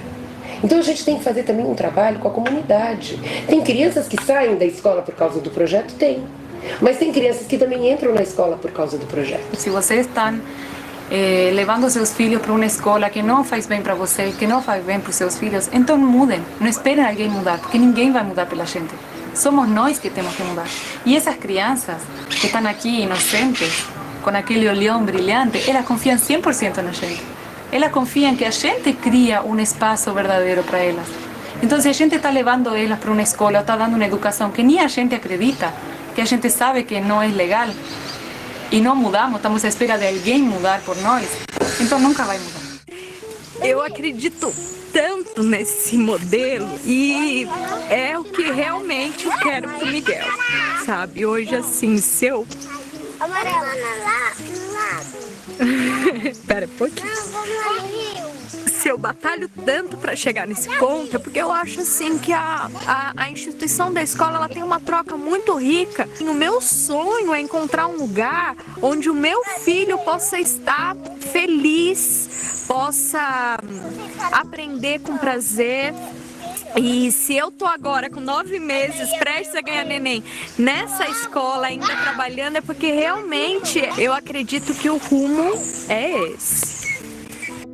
Uma pergunta que muitos fazem assim é o seguinte: bom, eles estudam aqui desta forma, aí depois eles vão embora, e como é que vai ser na outra escola? E nós não temos nenhuma preocupação com isso. Nós temos preocupação se a gente está avançando na vivência dos princípios do projeto ou não.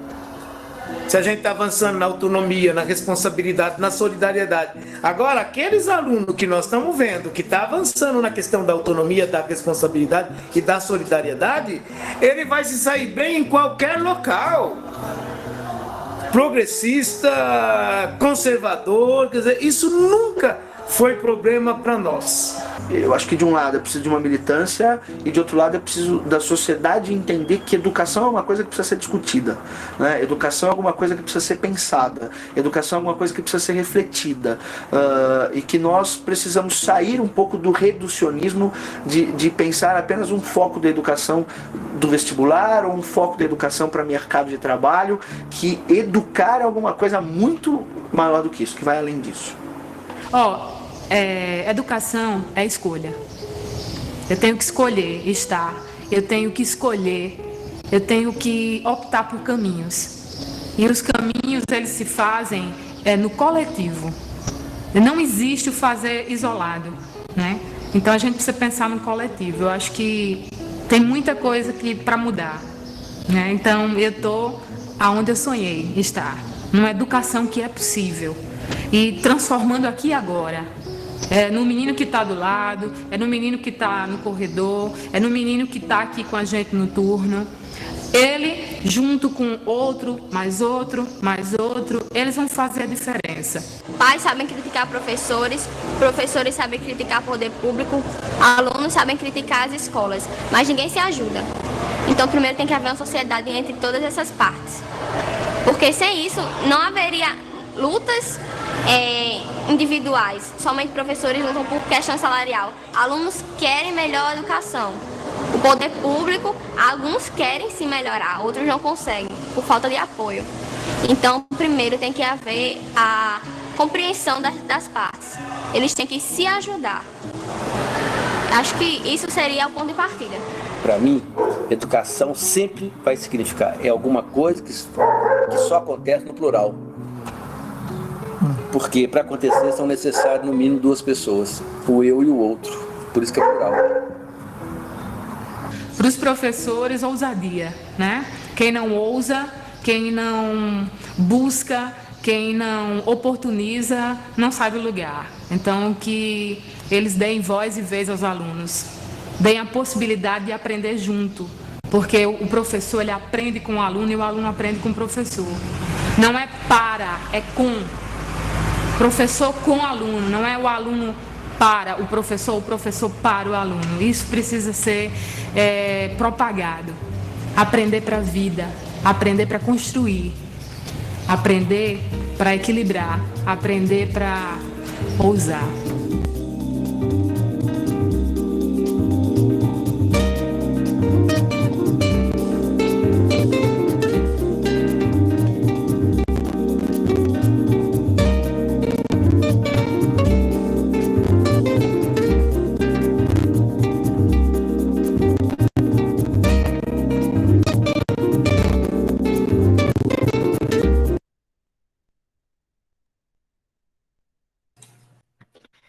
Gente, depois vocês veem os créditos lá, tá? Esse documentário, que se chama Quando Sinto Que Já Sei, está no ambiente virtual de aprendizagem de vocês, da aula de hoje, tá bom? Da aula da semana 14.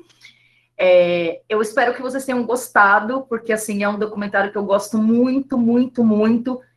Primeiro, né, a começar com esse nome, Quando Sinto Que Já Sei, que é um sentimento do aluno, né? Quando ele aprende mesmo, no mais no mais profundo significado da palavra aprender, e não só memorizar, decorar, vir, mas aprender, e não só aprender conteúdos que ele não vai utilizar, mas aprender conteúdos para a vida, né? Conteúdos para que ele tenha uma vida melhor.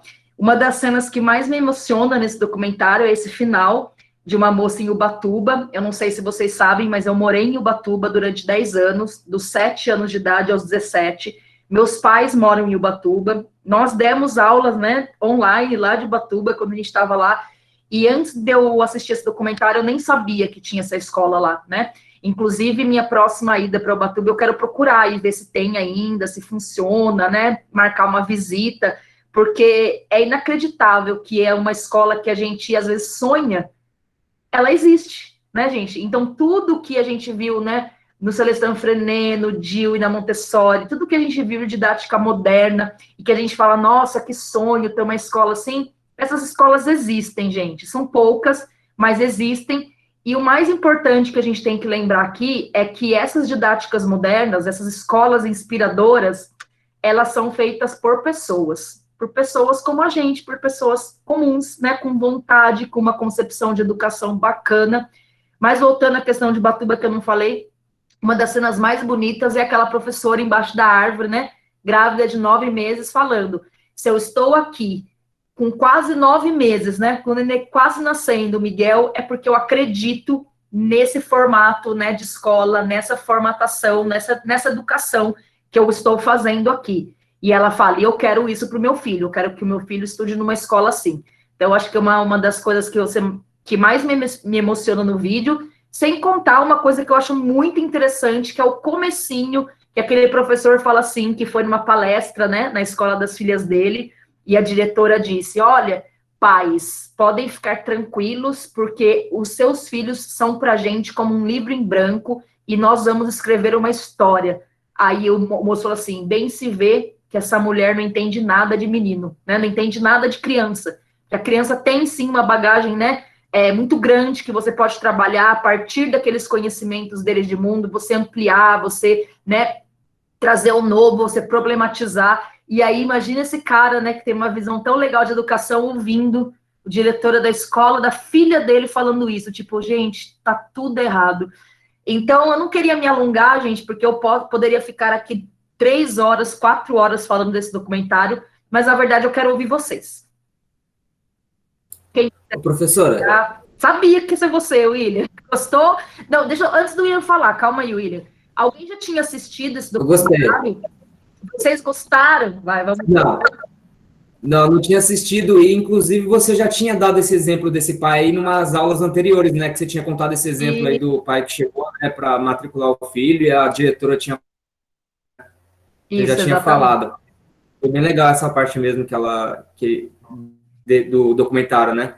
E também eu gostei bastante da parte do documentário da menina, que ela fala que ela é do 9º ano, né? E ela tá, acho que, com o 8º e o 7º ano. Aí ela fala que ela ensinar 2 e aprender 2 ensinando para outras crianças também.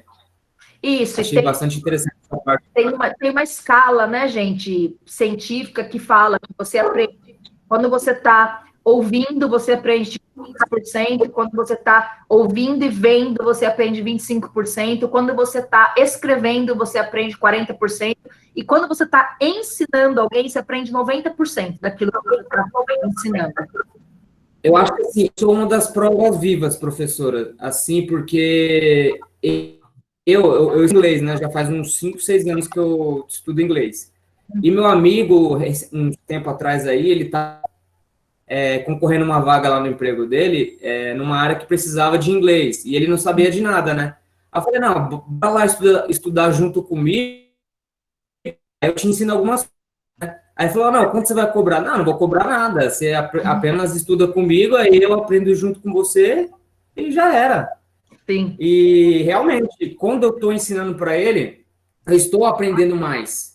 Muito mais. E é o que a mulher quer dizer, né? Que aprende 2 vezes ensinando. É muito interessante essa parte, né, do vídeo, inclusive aquele sistema, né, William, que eles fazem na escola de democracia, que tem o prefeito da escola, os vereadores, né, e as famílias juntam lá, nossa, que coisa bacana, né, diferente. Bacana. E outra parte do que eu achei interessante foi a confronto lá, né, de duas crianças lá, né, que eu falei, não tô acreditando que no documentário vai ter essa parte, né. É bom ver esses exemplos aí, que ela fala da parte do desculpa, né, que às vezes não é como eu posso dizer, suficiente o desculpa, né, quando tem o confronto. Você tem que tentar entender o que está acontecendo, o que gerou a confusão toda, né? Buscar um entendimento entre os dois, a comunicação, tudo mais. Eu acho isso importante. E a gente vê muito isso aí. Eu não vou mentir, já aconteceu comigo, né? De eu chegar, acontecer um caso assim, isolado, de uma criança brigar com outra criança, eu falar, vai lá, pedir desculpa. Sabe? Tipo, mas isso não é o suficiente, né? Se a gente for ver por um lado, a gente tem que tentar entender o que aconteceu e ter uma comunicação mais, né? E mais do que a gente, né, William, os alunos entenderem o que aconteceu para refletir para que isso não aconteça mais ou aconteça de uma outra maneira. É que na aula passada eu dei esse exemplo que eu falei, vai ter no documentário, vocês aguardem. Mas é uma coisa, William, que a gente sempre fala assim, nenhum livro ensina. Tem algum livro que ensina, olha, se um aluno xingar o outro de gordo, como que o professor age? Não tem nenhum livro que ensina. Então, assim, todos esses conhecimentos da didática moderna, né, esses exemplos que a gente vê preciosos, né, que não tem nenhum livro que fala, nenhum Freinet que fala, que a professora, inclusive, comentou o que você falou. Seria muito mais fácil e seria muito mais rápido falar assim, ó, fica quietinho os dois, pede desculpa, senta, tá lá, estão de castigo. Mas e a compreensão do aluno sobre aquilo que aconteceu? Né? Então, provavelmente, ele ia continuar repetindo aquilo, cada um da sua forma, porque talvez achassem que estivessem com a razão. Então, educação moderna, gente, didática moderna, ela demanda mais tempo, ela dá mais trabalho, mas o que isso implica? Há uma formação do ser humano muito mais interessante, né? Então, para eles entenderem ali o que aconteceu, aquela cena é muito legal, né? Muito bacana. Sim, eles têm que pensar no ocorrido, né? Refletir, né, sobre as ações. Analisar, se colocar no lugar do outro e etc. Sim. É sensacional. Quem mais quer falar? Ou você, William, quer falar mais? Quem mais quer comentar alguma parte, gente, do vídeo que achou interessante? Eu achei interessante uma parte, vocês sabem que aparece o José Pacheco, né? Que é o fundador, o idealizador da Escola da Ponte, em Portugal, que inclusive no Brasil tem a Escola da Vila, que era, infelizmente, das filhas do Paulo Freire, aqui no Morumbi, que é um reflexo, né, dessa Escola da Ponte, em Portugal. Infelizmente, elas venderam, mas elas venderam só na condição que fosse continuada, né, aquela proposta da didática moderna, daquele tipo de educação, daquele formato de educação, mas as filhas do Paulo Freire venderam a Escola da Vila. E o José Pacheco, gente, ele vive praticamente no Brasil, ele tem casa no Morumbi, né, ele gosta muito daqui. E o José Pacheco é aquele que tem um olho meio vesguinho, assim, então acho que a camisa vermelha, cabelo meio branco, e ele fala uma coisa bastante interessante, porque a gente não acredita, às vezes, muito da gente, mas ele fala, o que em Portugal a gente fez em 10 anos, que é construir essa Escola da Ponte, né, sem sala de aulas com a formatação tradicional, com aulas abertas, com pátio, com natureza, com as salas de aula temáticas, né, sala de aulas ambiente, ele falou, vocês conseguiram fazer em alguns casos no Brasil em 2, 3 anos, o que a gente fez em 10. Então, gente, os nossos professores, o nosso povo, ele tem assim, muita potencialidade, né? O interessante seria que todas as escolas do Brasil fossem como essas desse vídeo, porque é uma inspiração mesmo, até arrepia, você fala, gente... E não são escolas que têm muito dinheiro, escolas particulares, são escolas que, às vezes, em locais muito simples, em cidades que não têm tantos recursos, mas que tem gente com vontade de fazer, com teorias, né, importantes, com conhecimento, e que estão fazendo. Então, assim, eu queria, né, eu estou passando esse documentário para vocês no final dos Pensadores da Didática Moderna, para a gente ver, sim, que é possível a gente fazer uma escola melhor, que é possível a gente fazer uma escola maravilhosa. Diz, Carol. Não sei se abriu a câmera, pensei que você queria falar. Eu abri. É só para fazer um comentário. Acho que tudo é muito relevante, assim, muito inspirador, né? Dá vontade de pegar um pouquinho de tudo e fazer um pouquinho de cada enfim, dá uma felicidade de ver que essas coisas existem, né? Você fala, nossa... Exatamente. Mas tem um comentário que eu achei sensacional, que foi bem logo no começo, que é uma, não sei se é professora, coordenadora, diretora, mas ela comenta que faz uma comparação, né, com a medicina, e eu achei muito legal, quando ela diz, se a gente coloca um médico, né, do século XIX, numa sala de cirurgia do século XXI, ele não conseguiria operar. E por que, no caso dos professores, se a gente colocar um professor do século XIX numa sala de século XXI, ela vai se reconhecer completamente, né? Porque tá quase tudo igual, né? Exatamente. Mas, olha, realmente, a escola da Vila é super referência. Eu fiz pós lá na Escola da Vila, então eu tive esse super privilégio de passar 2 anos e fazer alguns estágios lá. Mas a Escola da Ponte, enfim. Eu nunca fui lá. Então, é muito legal. Muito legal. Tem 2 unidades bem gostoso. Muito bom, vale a pena. Tem uma no Morumbi, né? Aqui. Não, o que eu fui era na Avenida... é que eu entrava na Ponte Eusébio Matoso. Não lembro o nome. Isso, é pra lá. Mas é perto do Morumbi. E tem uma do Butantã. Então, é tudo bem pertinho dessa região. Mas é bem interessante e, assim, bem inspirador. Crianças que não usam uniforme e que têm, assim, horários um pouco alternativos, né? E isso é, enfim... Isso se constrói, né? Enfim. Isso. E isso é legal porque é construído com os alunos, não é imposto, né? Então, não é assim, você vai fazer isso, você vai fazer aquilo. Porque, às vezes, a gente fala assim, você vai ser obrigado a não ter sala de aula e você vai fazer assim, que assim é melhor. É imposição também, né? Então, tudo que tem na didática moderna, que mostra também nesse vídeo, são aqueles que eles são combinados, né? O acordo, e fazer a criança entender por que é assim. Inclusive, gente, no ensino superior, a gente tem as pedagogias ativas, né? Agora, que são a sala de aula invertida, né?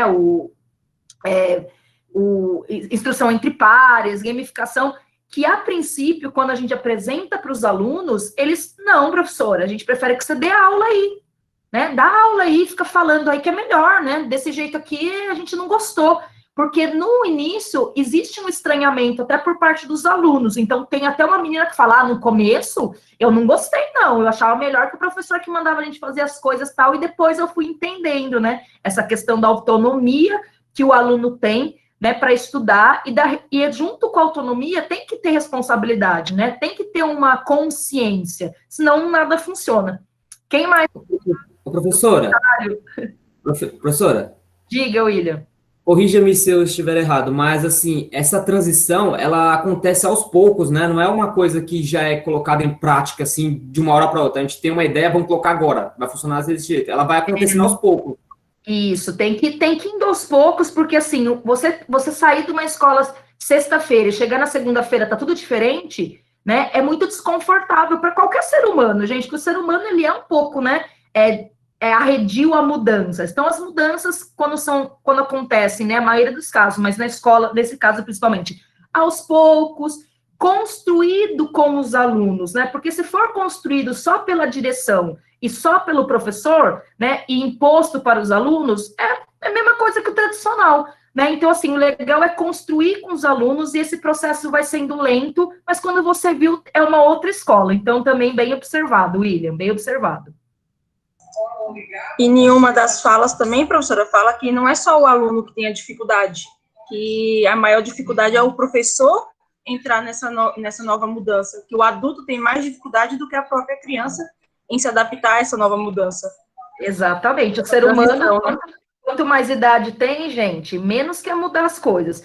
A criança, quanto mais novinha, né, ela tem mais facilidade de aprender uma outra língua, mais facilidade de aprender a nadar, mais a facilidade com mudanças, né, com construção. E o adulto não, ele tem uma barreira muito grande, né, até para admitir que o que eu estava fazendo era errado, ou era, né, esquisito, ou era ultrapassado, então acha que sabe de tudo. Então, realmente, em alguns casos, né, de algumas escolas que os diretores propõem, né, que as coordenadoras propõem, eles encontram em muitos professores resistência, tipo, eu não vou fazer, eu não quero fazer, eu não vou ajudar. E aí você tem que ir fazendo também junto a formação dos professores para isso.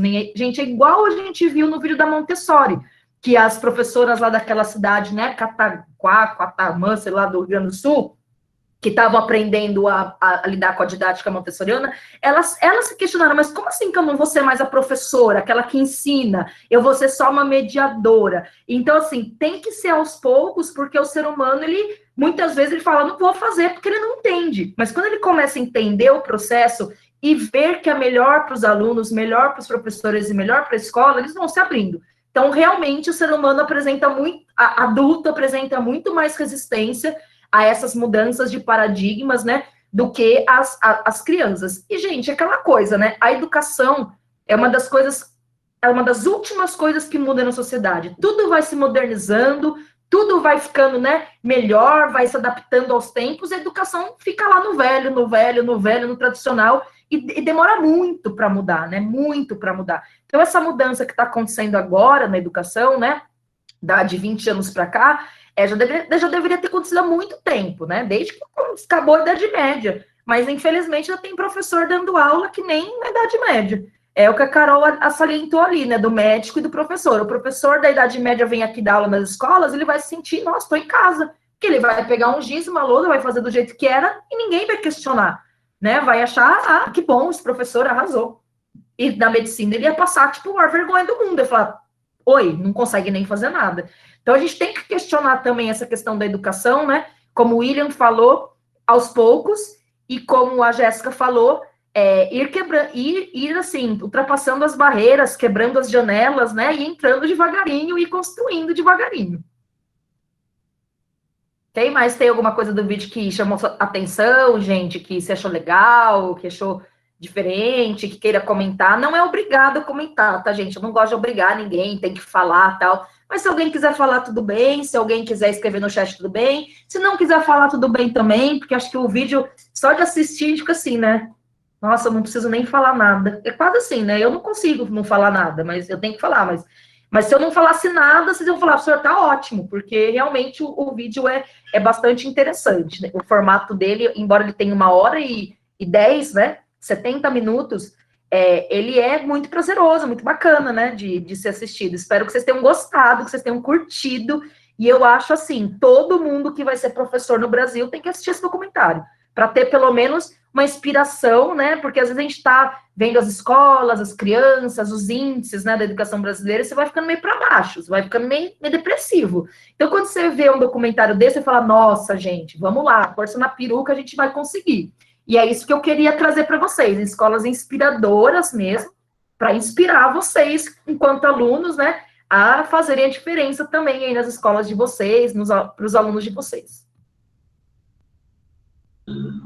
Professor, eu achei também um ponto, assim, interessante que nós já vimos com você. O professor, quando ele fala, assim, do ponto forte e do ponto fraco, que o ponto forte é aprender a trabalhar em equipe. E justamente esse é o ponto fraco. É difícil trabalhar em equipe. Trabalhar em equipe, que a sociedade pede um trabalho em equipe, mas não é ensinado a trabalhar em equipe, né? Então, é um ponto forte e um ponto fraco, sendo a mesma coisa. Né? Tipo, exatamente, Jéssica. Interessante, porque realmente, as palavras dele foi assim, o que mais me chamou a atenção, porque eu nunca tinha parado para pensar que é forte e é fraca ao mesmo tempo, né? A gente só para para pensar que tem que trabalhar. Isso. Mas não, tipo, para pensar como mudar essa lógica desse trabalho, né? Tipo, de aprender de pequeno. Eu não sei se vocês separaram, gente, lógico que repararam o que a Jéssica está falando, mas todas essas escolas que a gente viu, inspiradoras, né, escolas modernas, elas têm um trabalho coletivo. Ninguém está ali fazendo trabalho sozinho, né? Mas como a gente viu, inclusive no Celestin Freinet, é difícil, gente, trabalhar em grupo, é difícil, né? Viver em sociedade é difícil, casar é difícil, né? Juntou dois, você já falava, a pessoa não colocou o negócio no lugar certo, ninguém merece, não sei o quê, vai, respira, né? É meio isso. Então, a gente vê que viver em sociedade é a melhor coisa que tem, mas também é a coisa mais complicada que tem, né? Eu até lembrei aqui uma vez uma fala que eu ouvi, gente, vocês vão achar que eu tô louca, mas vocês escutam. Que uma vez eu ouvi um negócio assim, que é a mesma coisa que a Jéssica falou. Você sabe qual que é a maior qualidade do rímel à prova d'água? As meninas vão entender. Qual que é a maior qualidade do rímel à prova d'água? Que ele não sai na água, não é isso?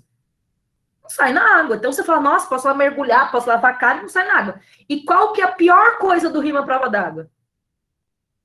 Carol, Não sair no banho. que não sai na água, gente. Então você vai sair, Então, vai tirar, tomar né, banho, professora? e aquela desgraça não sai do seu olho, né?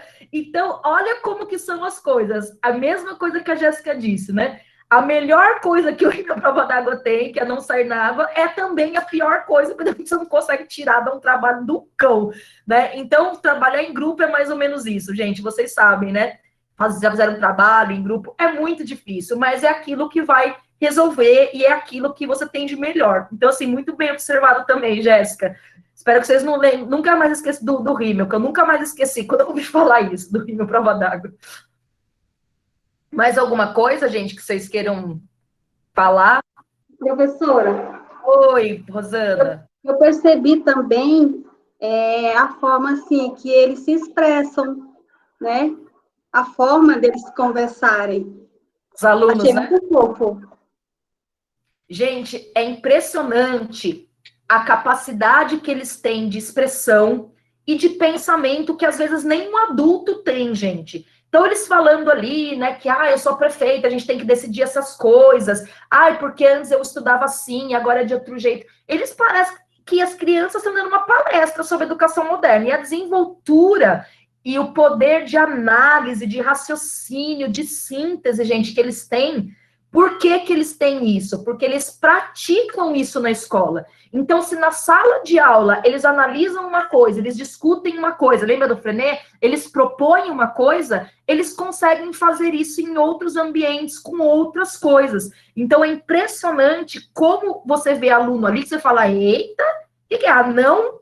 É anão isso daí? Porque para mim tá parecendo um adulto falando. Mas é o nível de conscientização, né? De conhecimento, de formação que eles têm de um pensamento, né, analítico mesmo, de ações mentais superiores, que a escola tradicional não dá conta, gente. A escola tradicional só dá conta de ensinar a ler, escrever, continha, tal, memorizar, mas não dá conta de fazer um ser humano que pensa, que reflete, interessante, que quer mudar, que quer transformar. Aquele projeto em Ubatuba, gente, até arrepio de novo, do aluno falando, a gente está desenvolvendo um projeto aqui na escola, debatendo um tema, que é a questão do transporte público aqui na frente, que só passa ônibus de 2 em 2 horas. Eu falei, oi? Que nem vereador faz isso, né? Que nem gente adulta faz isso. Então, a escola, as crianças, os adolescentes estão discutindo isso para eles proporem alguma coisa à prefeitura para mudar, gente, o transporte público na cidade. Eu falei, gente, é uma coisa assim muito, muito alto nível. E é coisa que é construída no dia a dia, no jeito que o professor dá aula, no jeito que os alunos aprendem, com essa didática diferente, que é a didática moderna. É isso também. Professora, você vê isso em uma das últimas salas, né, de uma das meninas, quando ela fala assim, da compreensão de todas as partes, né, das duas partes, para ter o ponto de partida, né, porque o professor faz greve por melhoria salarial. O aluno faz por uma melhor educação. E o governo tá, tipo assim, tem uns que tentam, mas não conseguem porque é minoria. Aí ela fala dessa compreensão. Você vê que, assim, sei lá, a menina deve ter o quê? Uns 13, eu acho, mais ou menos, né? Então, assim, você vê que tem adulto que não pensa nem desse jeito, né? Exatamente. E ela já pensa nisso, que tudo é questão de um ciclo, né? Tipo, se um não faz, prejudica o outro, que prejudica o outro, então fica aquela repetitiva. Porque ninguém tem o ponto de partida. Eu achei bem legal também essa parte, assim, porque às vezes a gente não pensa desse jeito, né? Não sabe culpar, mas não sabe pensar, tipo, por que tá tendo aquelas greves de professores? Por que os alunos estão parados do jeito que estão? Por que o governo está do jeito que está? Eu achei bem legal essa última fala dessa menina também.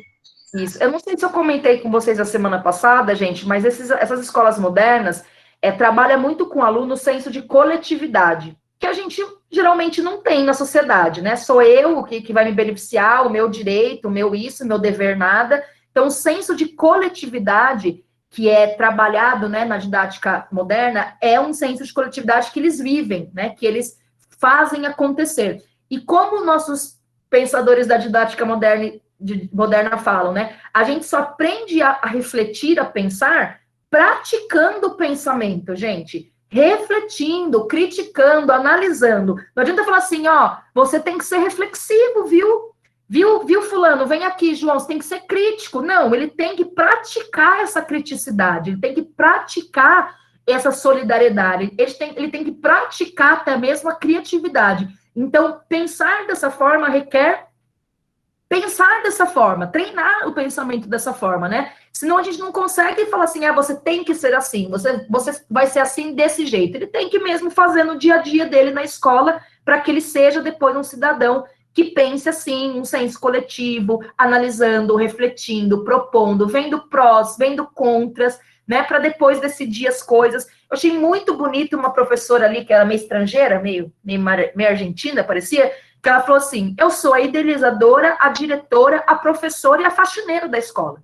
Eu faço tudo, que aqui é pequenininho e tal, e eu não tenho vergonha, né? E ela falou da individualidade dos alunos. Aqui nesse documentário tem tudo, né, gente? Psicologia da educação, didática, metodologias, história da educação, tem um monte de coisa. Então, assim, acho que vale a pena assistir esse documentário quantas vezes, né, for, para ver todos esses detalhes, essas nuances, e de como a didática moderna é interessante para formar um cidadão melhor.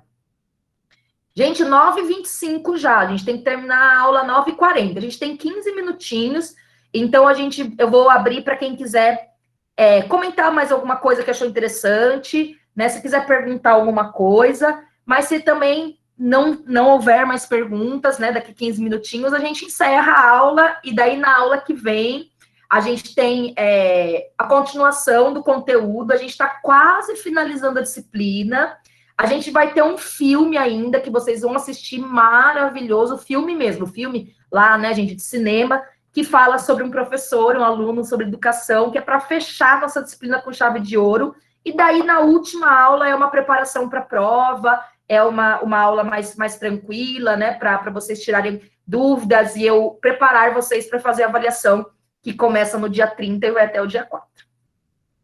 Tudo bem? Gente, então, tudo bem? Ó, a gente está com um cronograma de aulas, hoje é dia 10, a gente tem aula dia 17, depois a gente tem aula dia 24. Então, a gente tem, além da aula de hoje, a gente tem mais 2 semanas para acabar a disciplina. Então, gente, na aula que vem, que vai ser a aula do dia 17, eu vou passar o filme para vocês. Gente, não percam por nada nesse mundo, tá? Nós vamos assistir um filme e dia 24 a gente vai discutir esse filme e finalizar a disciplina. Tá bom? Ok, professora. Finalizar, assim, discutir o filme, fazer a preparação da prova e finalizar a disciplina, porque daí dia 1 é o dia da avaliação final. Semana de avaliação. Ok? Ok, professora. Então tá. Então é isso. Queria agradecer todos vocês, né, pela entrega, por ter assistido, né, por ter aí apreciado esse documentário. Espero, assim, muito, do fundo do meu coração, que vocês tenham gostado, que tenha sido importante para vocês na formação de professores. Quem quiser assistir de novo, quem quiser, né, indicar para alguém, chama-se Quando Sinto Que Já Sei, e tá no material complementar de vocês da aula dessa semana, esse documentário que tem no YouTube, né? Então, eu coloquei o link lá para vocês. E é isso, gente. Então, quem precisar ir, quiser já ir saindo, pode sair.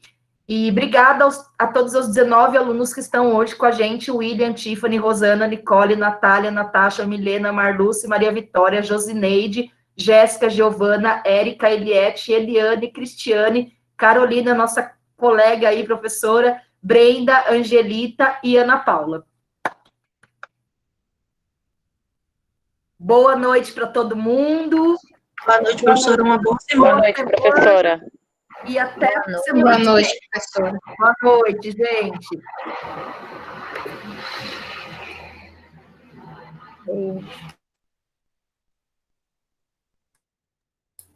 Professora? Professora? Já saiu também.